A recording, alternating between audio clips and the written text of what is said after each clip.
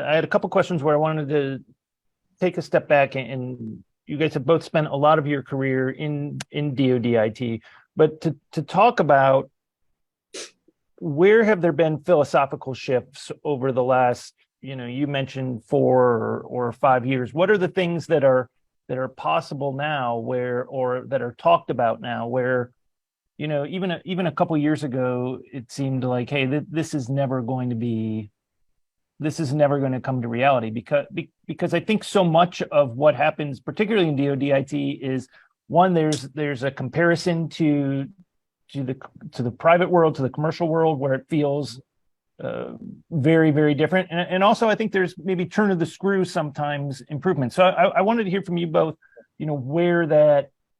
where you think there have been these big shifts in thinking compared to where we were, certainly pre-pandemic, but maybe even a few years before that. So, yeah, I think there's at least two big ones that I'll highlight. So one is the transition from net-centric to data-centric, right? So we're moving from our notion of operating within a large perimeter network defense model. We're moving now to zero trust. We're moving to now manage data as a first-class citizen within the environment.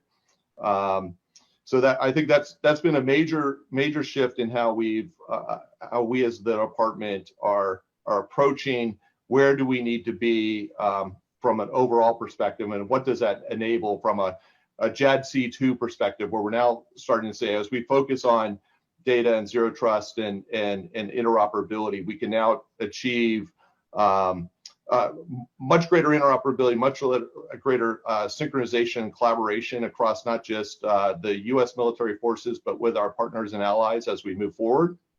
So that's been a tremendous shift. I think if we look at how we're organizing to deliver those capabilities, in the past, we focused on acquisition of products or systems, acquisition of things, and now the focus is on not the end state, but the means of production, right? So we're focusing on software factories, platform engineering, the cloud components. So how do we start to build these common platforms that enable continuous update, continuous response to cyber threats, continuous delivery of new innovation capabilities? So fundamentally, the focus is, we don't care so much about contract, deliver a system that's going to be in place for multiple years.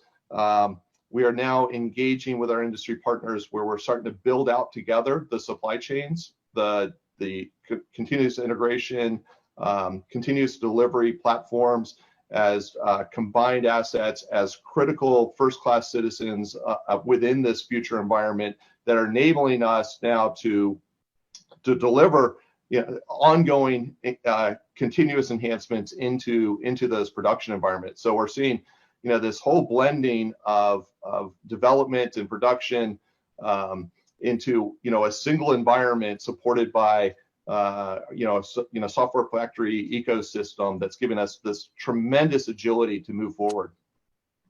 The discussion about build versus buy has been very, very prevalent lately, and I'm a very big proponent of buying. Like, why am I reinventing something industry already has in place that we can take advantage and leverage?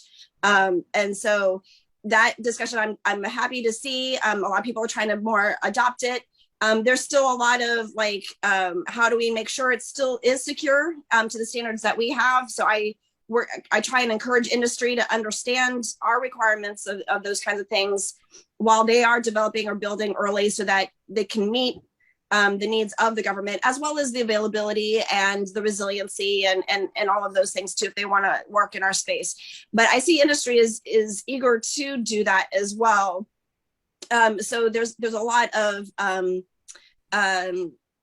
symbiosis, I guess, happening between the commercial and the government, to the benefit of the government, that we can just use this now instead of waiting 20 years for a similar something to be built, which then industry is going to be 20 years ahead of us, because we're only building requirements to what exists today, especially in the software or the IT space. Catch the rest of that conversation and more of the conference at c4isrnet.com/video.